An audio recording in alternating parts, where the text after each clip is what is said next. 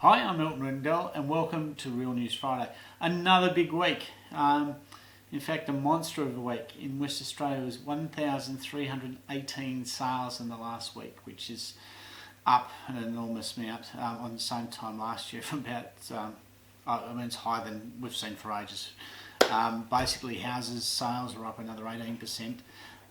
Unit sales were up 59% and land sales were up 53%. But massive, absolutely massive. The number of properties on the market is just a tick over 10,000, about the 10,400 mark.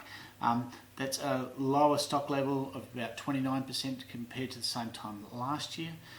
So that's quite a difference. And I've said to you before, once we got under that 12,000, you would see quite a kick in the market. And guess what?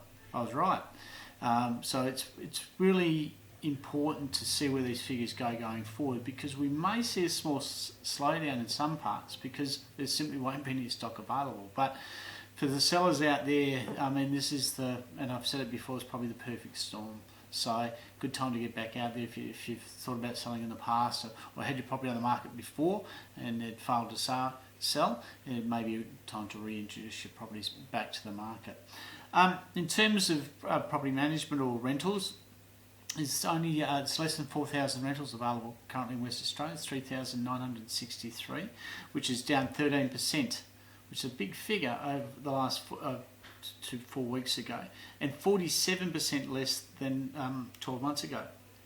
So we've got a really unique situation at the moment, which we don't see often, is where the sales and leasing are both running at the same time. So what's the shift in that? I personally can't pinpoint it. Maybe we've had some small population growth, possibly more people being at home, therefore renting. Who knows? But it's been an interesting one. Good news for investors though. I expect there will be pressure to rent returns. The average median rent in West Australia is $350. I'm expecting that'll go up to probably $360, $370 over the next 3 to 6 months. Now, land sales, incredible, up in June by 289%. That's absolutely insane. And that's obviously because of the government incentives. But dwelling sales were also up 15%. So it's just not one part of the market. All sections of the market have moved, and we've talked about that already. Houses are up, units are up, and land certainly is up. So plenty of encouraging things out there, but particularly with the land sales, it's a fantastic one for the builders. Obviously that helps the trades that are out there and it employs people, and obviously that's what the government's aiming for. Overall, the feedback in the market is that we're seeing some pretty full-on home opens and full-on inquiry. I think last week I touched on about a property that I had a median inquiry on. We ended up selling that property for over the asking price by $20,000. So now I haven't seen that for some time, and in fact, so we ended up with multiple offers. So it was really nice to be sitting down with an owner with an offer over the asking price and having multiple offers to choose from. So I haven't seen that for quite some time, but we are seeing more of it now.